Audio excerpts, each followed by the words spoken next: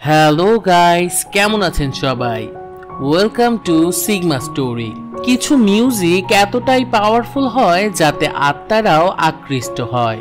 এমনকি এই মিউজিকগুলো ফিউচার এবং পাস্ট থেকেও আত্মাদের টেনে আনতে পারে। মাঝে মাঝে এই মিউজিকে আকৃষ্ট হয়ে ইভিল আত্মারাও চলে আসতে পারে। আজকে ঠিক এমন একটি মুভি এক্সপ্লেন করতে যাচ্ছি। তো আজকে এক্সপ্লেন করছি সিনার্স মুভিটি।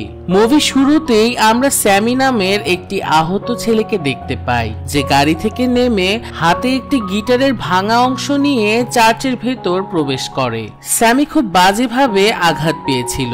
চার্চের সবাই তখন তাকে দেখতে থাকে। চার্চের প্রিস্ট স্যামিকে দেখে প্রে করতে শুরু করে, আর সে স্যামিকে গিয়ে বলে, তুমি মিউজিক ছেড়ে দাও, তাহলে তোমার পেছনে যে শয়তান শক্তিরা আছে তারা তোমার পিছু নেবে না।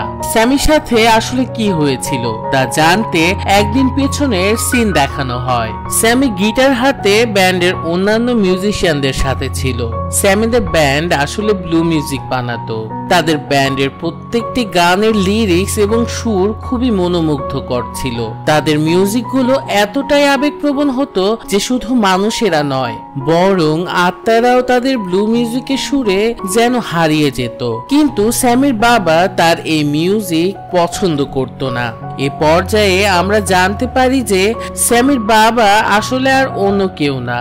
মুভি শুরুতে যে চার্চের প্রিস্টকে দেখানো হয়েছিল সে আসলে স্যামির বাবা। নেক্সট সিনে আমরা দুই ভাইকে দেখতে পাই, যাদের নাম হচ্ছে স্মোক এবং স্টেক। তাদের কাছে অনেক টাকা ছিল, যা তারা এক গ্যাংস্টারের কাছ থেকে লুট করে এনেছিল। তাদের কাছে এত টাকা থাকা সত্ত্বেও তাদের কেউ রেসপেক্ট করতো না, কারণ তারা ব্ল্যাক কমিউনিটি থেকে বিলং করে।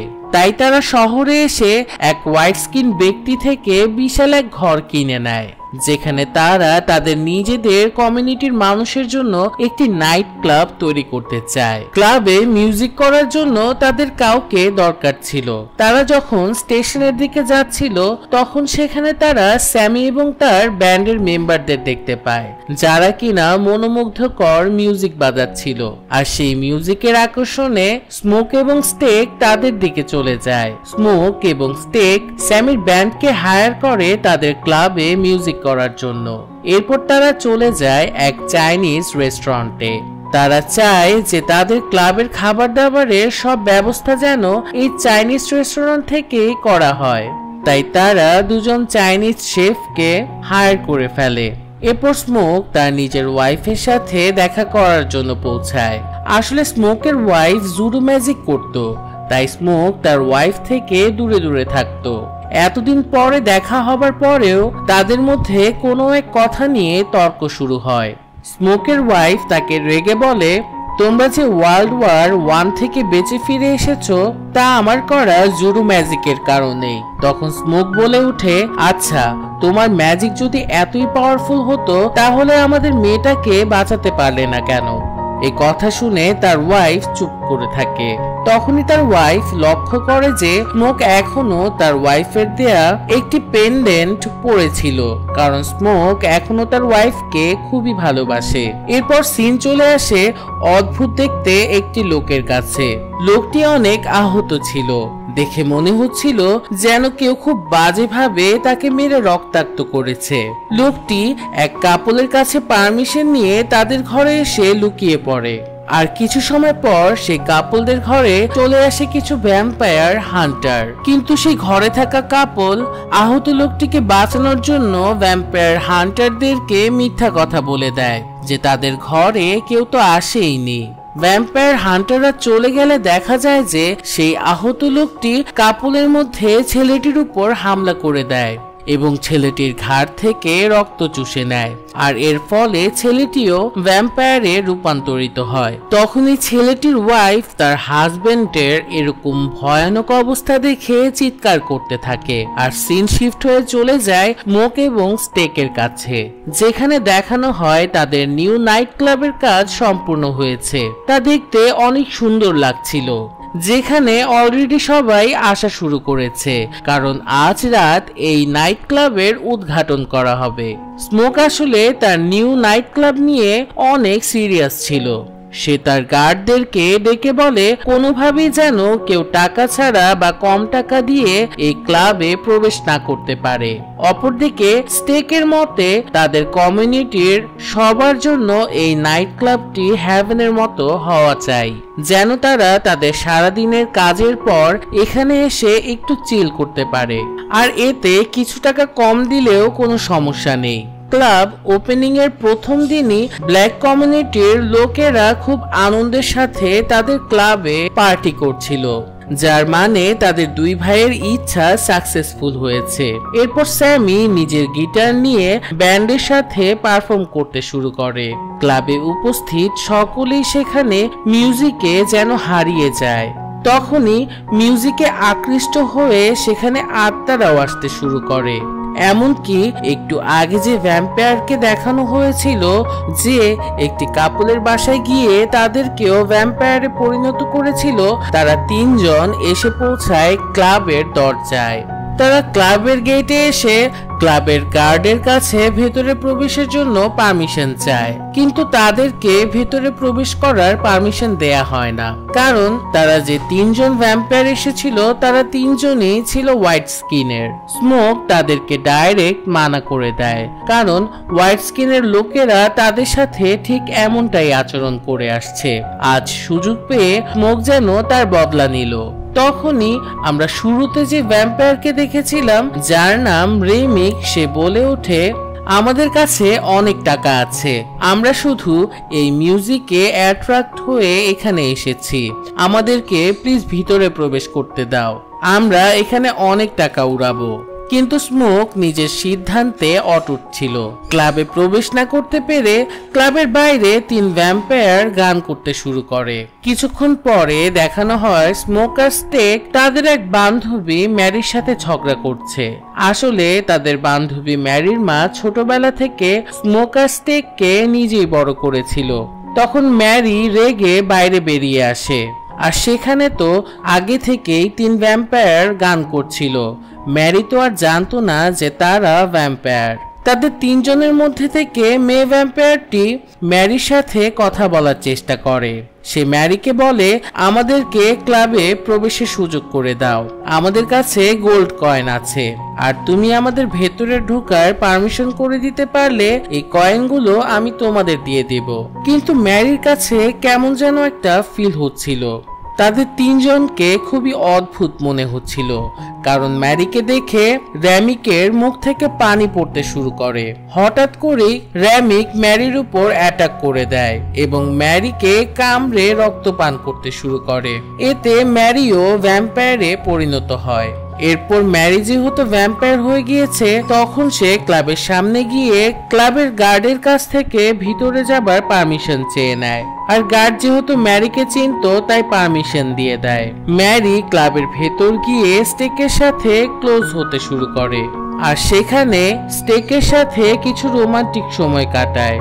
আর তখনই আমরা দেখতে পারি যে ম্যারির মুখ থেকেও সেই র্যামিকের মতোই অনর্গল পানি পড়ছে।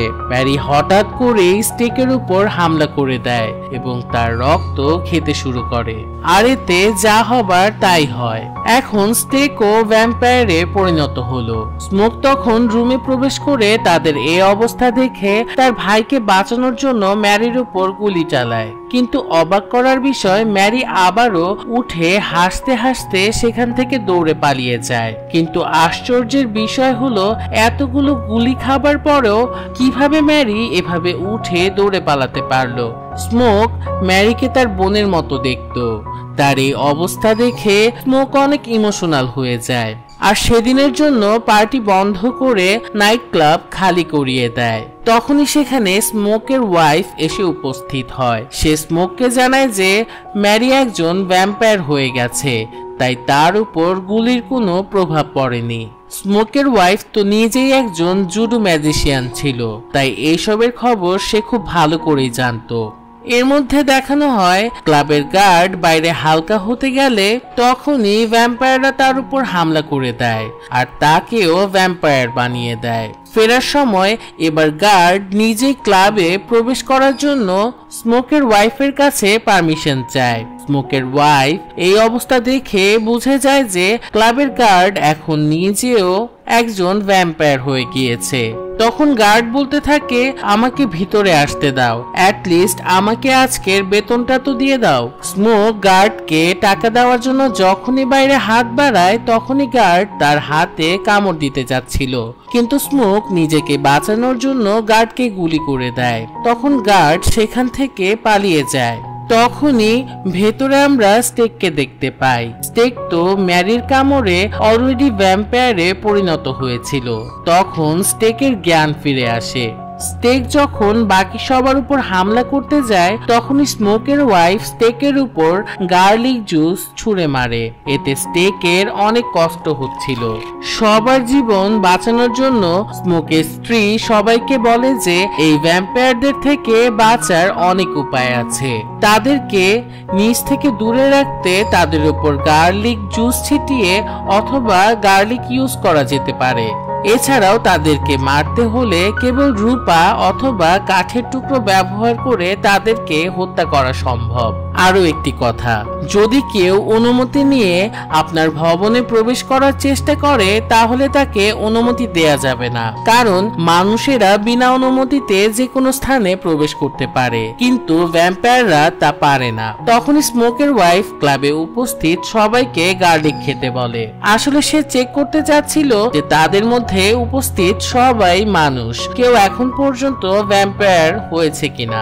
তখনই ক্লাবের বাইরের দৃশ্য দেখানো হয়। স্মোক পার্টি শেষে ক্লাব খালি করার জন্য যাদের যাদের বাইরে পাঠিয়েছিল তাদের সবাইকেই ভ্যাম্পায়ার আক্রমণ করে অলরেডি ভ্যাম্পায়ারে পরিণত করেছে, আর তারা আশেপাশের সবাইকে আক্রমণ করে প্রায় সবাইকেই পরিণত করেছে ভ্যাম্পায়ারে। এর পরের দৃশ্যে দেখানো হয় যে ভ্যাম্পায়াররা নিজেরা মিলে এখন গান গাচ্ছে এবং বাদ্য বাজিয়ে পার্টি করছিল। ভ্যাম্পায়াররা আসলে ক্লাবের ভেতরে উপস্থিত সবার বাইরে বের হবার জন্য অপেক্ষা করছিল, যে তারা যদি ক্লাবের ভেতর থেকে বের হয় তখন ভ্যাম্পায়াররা তাদের উপর আক্রমণ করবে। তখন ক্লাবের ভেতরে থাকা স্মোক এবং তার ওয়াইফ বলে, বাঁচতে হলে আমাদের পুরো রাত এই ক্লাবের মধ্যেই কাটাতে হবে। সকালে তারা এমনিতেও এখান থেকে চলে যাবে, কারণ সূর্যের আলোতে ভ্যাম্পায়াররা বাইরে থাকতে পারে না। এতক্ষণে ক্লাবের দরজায় মেইন ভ্যাম্পায়ার মানে রেমিক এসে স্মোকদের সাথে কথা বলে, তোমাদের সবার ভ্যাম্পায়ার হয়ে যাওয়া উচিত, আর এটা তোমাদের জন্য বেস্ট একটা ডিসিশন হতে যাচ্ছে, কারণ ভ্যাম্পায়ারদের মধ্যে কেউ কখনো কোনো রেসিজম করে না। ভ্যাম্পায়ারদের মধ্যে কালো এবং সাদার মধ্যে কোনো পার্থক্যই করা হয় না। আর সবচেয়ে মজার বিষয়, আমাদের ভ্যাম্পায়ারদের কখনো মৃত্যু হয় না। এখানে ভ্যাম্পায়ারদের সম্পর্কে আরো একটি ইন্টারেস্টিং ইনফরমেশন জানানো হয়। ভ্যাম্পায়াররা যখনই অন্য কাউকে ভ্যাম্পায়ারে পরিণত করে তখন তার স্মৃতিও আগের ভ্যাম্পায়ারের কাছে ট্রান্সফার হয়ে যায়। রেমিক যখন শুরুতে এক কাপলের বাসায় আক্রমণ করেছিল, সেই কাপলরা আসলে স্মোক এবং স্টেকের উপর আক্রমণ করার প্ল্যানিং করছিল, কারণ শহরের কেউই ব্ল্যাক স্কিনদের তাদের শহরের সবচেয়ে ধনী ব্যক্তি হিসেবে মেনে নিতে পারছিল না। রেমিক তখন স্মোকদের বলে যে, দেখো, মানুষের মধ্যে অনেক ঝামেলা, তোমরা এর থেকে ভ্যাম্পায়ার হয়ে যাও, আর তোমরা এতে রাজি না থাকলে আমাদের স্যামিকে দিয়ে দাও। আর এখানেই মুভির আসল সত্য রিভিল হয়। আসলে স্যামির মিউজিকে পাস্ট এবং ফিউচারের আত্মাদেরকে ডাকার ক্ষমতা ছিল। অন্যদিকে ক্লাবে থাকা চাইনিজ মহিলাটি জানলা দিয়ে বাইরে কিছু ভ্যাম্পায়ার দেখতে পায়। ভ্যাম্পায়াররা তখন তাকে হুমকি দিতে থাকে, তাকে বলে, আমরা তোমার বাড়িতে যেয়ে তোমার মেয়েকে আক্রমণ করব।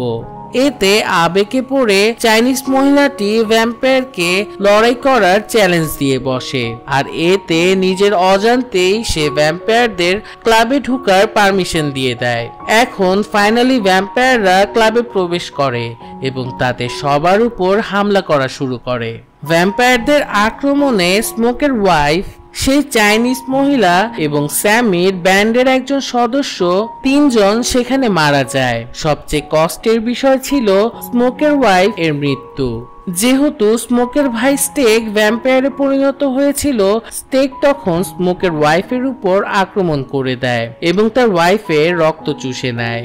আর বাধ্য হয়ে স্মোককে এক কঠিন কাজ করতে হয়। সে তার আক্রান্ত ওয়াইফকে নিজেই একটি কাঠের লাকড়ির সাহায্যে হত্যা করে যেন তার ওয়াইফ ভ্যাম্পায়ারে না পরিণত হয়। তখন স্যামি এবং বাকিরাও সেখান থেকে পালাতে চায়, কিন্তু র্যামিক নামে সেই মেইন ভ্যাম্পায়ারটি তাদের পথ আটকে দাঁড়ায়। অন্যদিকে স্মোক তার ভ্যাম্পায়ার ভাই স্টেকের সাথে লড়াই করছিল। ততক্ষণে স্যামি এবং বাকিদের উপরে র্যামিক আক্রমণ করে দিয়েছিল। স্যামির ব্যান্ডের এক সদস্যকে কামড়ালে সেই মেয়ে স্যামিকে বলে, আমাদের ছেড়ে চলে যাও, তোমার নিজের জীবন বাঁচাও এবং এখান থেকে পালিয়ে যাও। ভ্যাম্পায়ারদের হাত থেকে পালানো তো আর এত সহজ না। সব ভ্যাম্পায়াররা তখন স্যামির পিছনে ধাওয়া করতে থাকে। তাই স্যামি নিজেকে বাঁচানোর জন্য র্যামিকের মাথায় গিটার দিয়ে জোরে বাড়ি মারে। আর স্যামির গিটারে যেহেতু রূপার প্রলেপ ছিল, তার গিটার দিয়ে আঘাত করায় র্যামিকের অনেক ব্যথা হতে থাকে। সে ব্যথায় কাতরাতে থাকে। আর যেহেতু বাকি সব ভ্যাম্পায়াররা কোনো না কোনো ভাবে র্যামিকের সাথে কানেক্টেড ছিল, তাই তারা সবাইও একসাথে ব্যথায় কাতরাতে থাকে। আর এই সুযোগে স্যামি তখন সেখান থেকে পালিয়ে যেতে চায়, কিন্তু র্যামিক এসে স্যামির উপর উল্টো হামলা করে দেয়।